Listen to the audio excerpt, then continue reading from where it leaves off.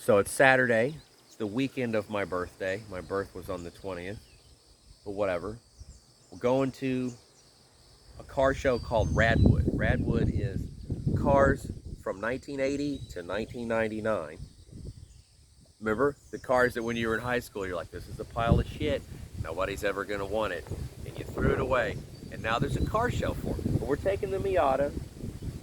You see here in the background there, the blue 1991 Miata. But that's not the purpose of the video. Because who cares about car content, right? I know you can make fucking millions of dollars. Like, look at this. See these generators? These motherfuckers we got for free. Those are 65 kilowatt generators. There's two of them. There's another one behind it. That would make great YouTube content, you know? Look at this sweet 1970s Dodge van that we could turn into like a mobile, you could make it a pirate radio broadcasting unit. But that's not what it's about. I saw the InfoWars live stream for the money bomb. They're raising money so they don't go off the air because, you're not allowed to have sponsors, even though you can predict news events 14 years out in the future. You're not allowed to have sponsorship. So I'm listening to that, and I heard Aussie Kozak. But prior to Aussie Kozak, I heard Mark Dice. Now, Mark Dice used to go by the name John Connor back in the day when he was getting started out. And he was talking, actually, he interviewed my wife back in the day, which is another story, back when we were activists. But I saw him, oh yeah, here we go. He was talking about the difference in the internet as it was back then compared to now. And why I bring that up is like, I'm just coming off another week-long forced vacation from YouTube because I did a video where I was playing a record. I didn't even talk in the video. I was playing a record in there in the house, and I panned over, and this was laying there, right? This is a flyer. This is a flyer that I made in the beginning of the 2020 thing. I made a bunch of, I'm old school, I like copy machines and tape players and shit. And I made these, right? And I put them, you theoretically, you could put them on a door or somewhere, and they look like official signage, right? Now, I've redacted this document because YouTube explained to me when I was trying to appeal their decision to shut me down, they explained to me that they're protecting the community, because if someone saw that I had said that this was here, it could hurt them. So for the sake of YouTube, always obey the World Health Organization, even if it's against your own best interests, and even if you believe what they're saying to not be true. Always obey the World Health Organization and follow whatever their edicts are, but check up periodically, because sometimes they'll change them. Sometimes they'll say, you have to do this, or you can't work or participate in society, and then they might change that and say, no, you got to do this instead. So whatever they're saying, do it. That's for YouTube. So anyway, I had showed this, and I don't know if you want to read it or pause it and look at it, but there's some redactions there, and these phone numbers go to interesting things. I don't think the faded out one works anymore, but I'm pretty sure that one does if you want to try it out in the United States. And so that brings me to how the internet was in 2005 to 2007, back when we, the group of people, the proto podcasters, I guess you could say, like we did what we called it internet radio. But anyway, he was talking about how CNN is plummeting to the ground with their streaming service, and Alex Jones and Mark Dice are like laughing because, I mean, they're not I mean, they were, but specifically one of the points they were making was these guys can't even figure out how to get their Skype and shit to work right, and they're like, on the cheap do shit. What we used to do is I would go to this bookstore and in the basement under a bank, and we had a mixer and a radio, station set up in there, and then a dude would just give us a Skype call, and then, like everyone does now, but we were doing this in 2005 and 6 and 7 in that era, right? And so a dude calls me with a Skype call. That's your feed to the network, and then you have a fucking web-based caller screen that they made. This guy named Wes that does some of Alex Jones's stuff. Any phone numbers that Alex Jones has where the prefix is 512646, that's Wes's work. I don't know much about Wes personally, but all the technological work that he did, I thought was good because we had basically a uh, radio network that was a dude in his house with a server, and then all the hosts lived everywhere, and you would just Skype in and do your deal, and you could control the calls and talk to call. I mean, it was professional talk radio, and I was 21, 22 years old doing this, and we're fucking 20 something years later. I didn't go that path. I was decided I was gonna, work on shit like this and trucks and stuff. But we're 20 years later, and CNN is just collapsing because they don't understand alternative media, and they're sitting there like, why aren't we successful? Why don't people want to pay to watch us? And I'm listening to this, and I'm just thinking like, they've really done what Matt Drudge went on Alex Jones's show before all of this, and he said there's not going to be conservative, you know, sides of anything anymore. This was what, at least I think 16 or 17 maybe. And he's like, yeah, they're going to herd us into. I bet that wind is horrendous. He's like, they're going to herd us into digital ghettos, meaning like your apps that you use, and if you don't use those apps, then you just don't know. And I was thinking about it, 2016, 2015, prior to Trump, on Twitter, there's just hundreds of people that were content creators and fucking all that just gone. And I was thinking about it, like, wow, they really did just disappear all these fucking people. Like, it's crazy. And Mark Dice brought up Google Video. I don't even know where the microphone is. He brought up Google Video. If you don't remember, we'll go get in the Miata. If you don't remember Google Video is what this was, what YouTube was, prior to whatever that changed it over to the current status. And on Google Video, you could upload a fucking 2-hour documentary, no problem. You weren't limited to like, so many minutes or whatever. I think that's gone away now because you can go along. But I mean, you could like host all these documentaries on Google Video that were like super, by today's standards, would be considered like super subversive. And my wife back in the day made a website that was called truthessentials.com. We let somebody else have that. See if we can tripod up in here. We let somebody else have that. So it's not our website anymore. But oh yeah, and since it's a 90s themed car show that we're going to, I've got a little telephonic action going on. But you could make a website with like basic fucking software, and you could host like 100 different. You use fucking Google's video, but it would link directly onto your page, so you wouldn't have to pay to fucking, host the videos. And you could just direct somebody to a website and like literally all the information we're not allowed to talk about, you could just have on a website hosted on Google. That's how it used to be. And now we are, like Matt Drudge said, herded into digital ghettos, meaning like nobody goes to like if you hear somebody on an interview on like a fucking talk show or something, and they give out their website, you're never going to go to that motherfucker, dude. You're not going to go to their website. If they're not on fucking the Gram or whatever fucking platform you fuckers use, you're never going to hear about them again. I'm even guilty of it.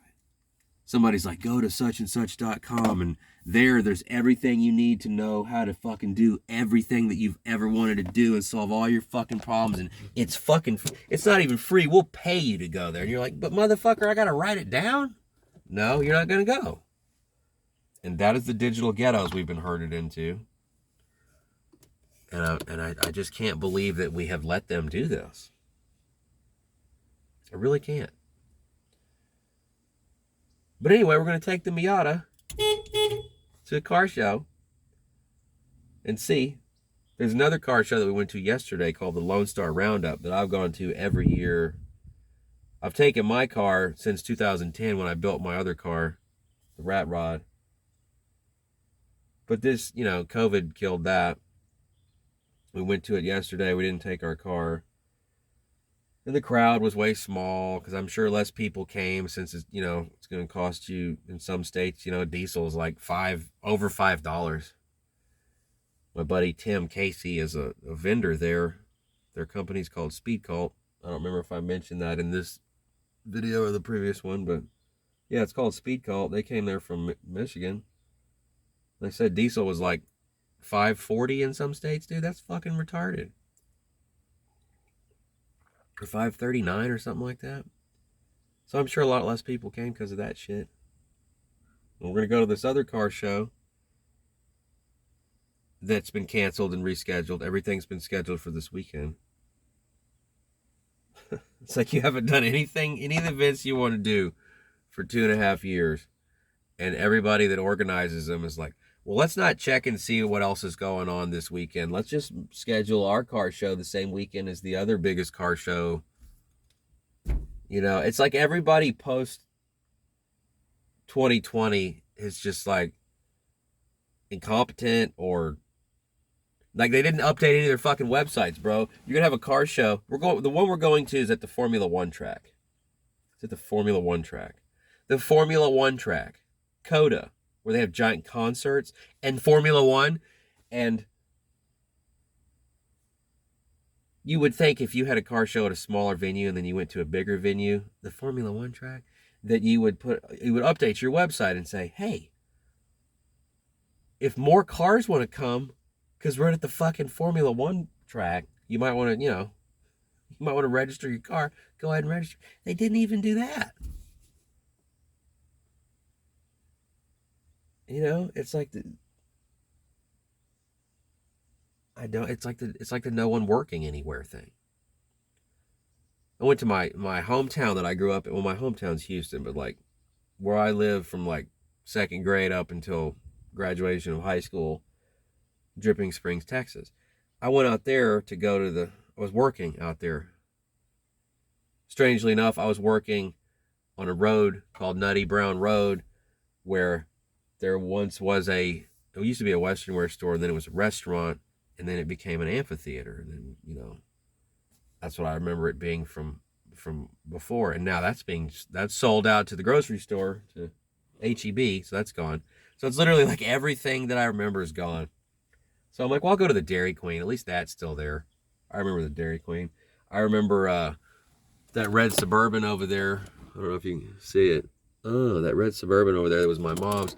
Me and my friend Danny snuck it out, but prior to, like at 15 years old, prior to being able to drive, snuck it out, drove it to Dairy Queen. I almost accidentally drove the bitch off the fucking into the ditch, trying to turn, because I hadn't learned like how you turn a big ass wide truck yet when I was 15. Anyway, I went in there and I was like, wow, this place is packed. Cars all the way, out to the street. But the dining room's closed because they don't have enough staff to have the dining room open. And the lady in front of me is like, at Dairy Queen, it's called Dairy Queen. They serve dairy products. And the lady in front of me, I hear, can I get a non-dairy, blah, blah, blah. I'm just like, fucking, what have y'all done to this place? It's colonized. It's been colonized. Growing up in a small town, anybody lives in a red state in a small town where all these people are now fleeing to, and they're like, I mean, all out here too, I'm sure where I live, now that Elon Musk has like led the charge of all the people that want to, at least he's not a fucking overt communist. I mean, that's what I'm liking the most about Elon Musk, is he's not an overt fucking communist tyrant. But he's in control of a giant corporate machine, so you never know how that's going to go. But I mean, so far I like what I'm seeing out of him, except for the fact that he wants to build fucking, matrix plugs in the back of your head. But it's okay, they're Bluetooth. They won't have wires, so it's less scary. But yeah, it's just post-pandemic everything is kind of lame. You would think people would be more excited about going back out and doing stuff, but it may be that, and this may have been on purpose, it may have been a tactic that the big they, not the Zimzir they, but the they implemented, we're going to shut it down, and then we're going to let off a little bit, and then we're going to shut it down again, and then, starving businesses out. It may be that. But I would think people would be like, man, we really want to have a big reopening of all these events, but I guess people just can't come. But whatever. We're going to suspend disbelief for a weekend. We're going to have a couple adult beverages responsibly and just have a good time because I'm going to go see my friends, even though they're in a town that's no longer the town we grew up in. At least we're all still friends. Like they're saying 40,000 people are expected to come out over the weekend in Dripping Springs. And this is a town that had 10,000 people in it when I lived there as a kid. So you can imagine. Just droves of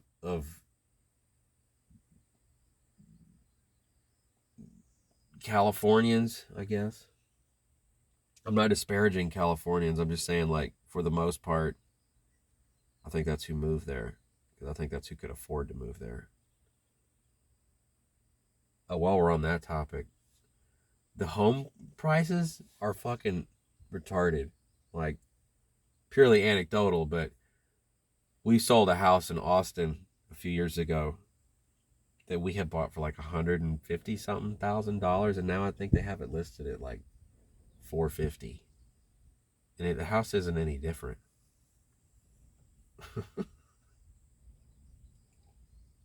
This place we live in, I think, has gone up in value like $300,000 over what we paid for it, you know. But I'm not selling out. I know that's the other thing out in the country. I know what's behind me. There was a big open cow pasture, and now it's a giant solar farm. We'll show you all that one day. It's a giant solar farm that they've been building, 1,500 acres. But you know what?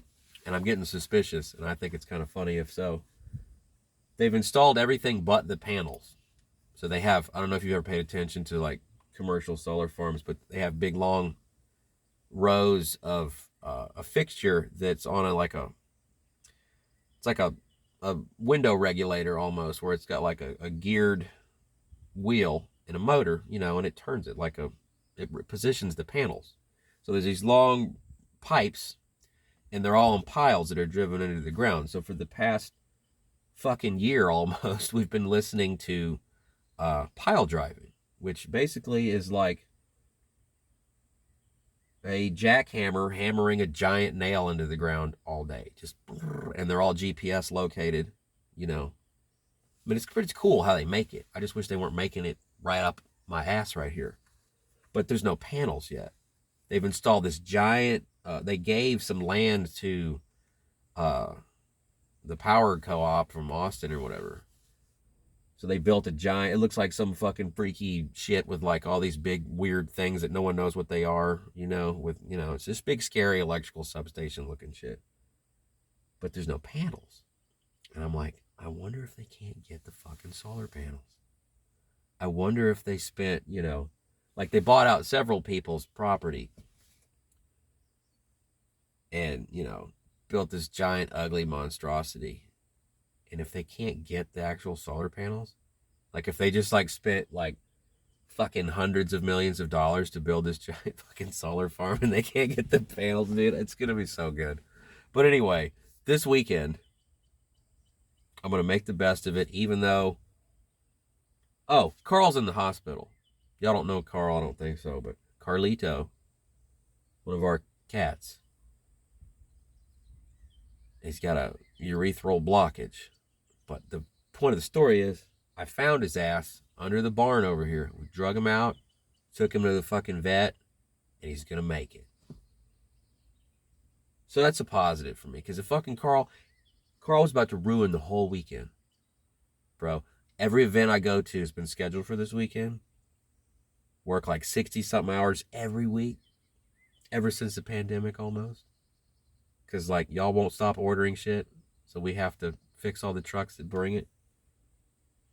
But I was like, yeah, we're gonna take the Miata to this one car show. We're gonna go to the other car show. We're gonna go to Dripping Springs and fucking take 4 day weekend, right? And Carl was about to fucking crawl off and die and ruin. If you're a cat owner, you know, and you like your cats, you know, you're not just like somebody that they're just incidental. if you'd work, if you had your first fucking like event off that you wanted to do, and the motherfucking cat crawls off and dies, that would ruin your shit. But I prevented it, mates. I prevented it. So that's good. I also scored a sweet. I don't know if y'all know what a Princess phone is, but a blue one, Radio Shack, and got that for $15 at the swap meet. And I got a new in the box 1986, I believe it was Audio Vox cassette AM/FM with the knobs and shit. I'm not sure which one of these beauties I'm gonna put that motherfucker in, but fuck yeah. I like old radios and old telephones. Old cars. Oh, we're getting another FedEx truck too. Somebody called and they're like, "Will you buy this? FedEx won't let us store." Like, if you have a place to put shit, it just manifests itself. Like these generators, you know. That's a topic for another day. But if you have a place to put all the shit, it just shows up. But yeah, that's what I think I was saying in this video, maybe in the other one, but like, it's weird to have all of this crap that I'm sure that tons of people would want to watch content about. Like, I've got 2 Ford trucks with Cummins engines in them. I've got, and those are fun projects. I've got one that I'm gonna do a chassis swap, you know. I've got Integras, fucking all this cool shit that could be content. I'm just like, I don't even want to do it on YouTube because it's just, I should be talking about how fucked up the world is, you know? Like, I don't have time to like edit shit and do all this and that. It's just like one take, and if it's good, we'll upload it. This is 20 minutes. Man, this is like an episode here. I guess I should do a longer video since, I mean, 4 or 5 people will watch it. Wayne will watch it. Maybe Wayne and his dad. Mate, down there in Queensland. Holy Jesus.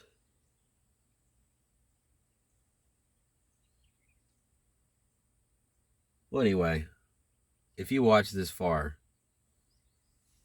good on you, mate. I guess I just needed to have a talk with the internet. Like, most of y'all are pissing me off, to be honest. But I mean, most of y'all aren't watching me, so most of the people that are watching me are cool. But for the most part, most of the world, y'all are really bumming me out right now. At this point, I'm just too lazy to hit the off button. There's a remote thing I have that's like Bluetooth that you can just stop and start. Man, if you're like a super fan, you'll have noticed that this blood thing under my thumbnail has like slowly grown out. Cheers, mates.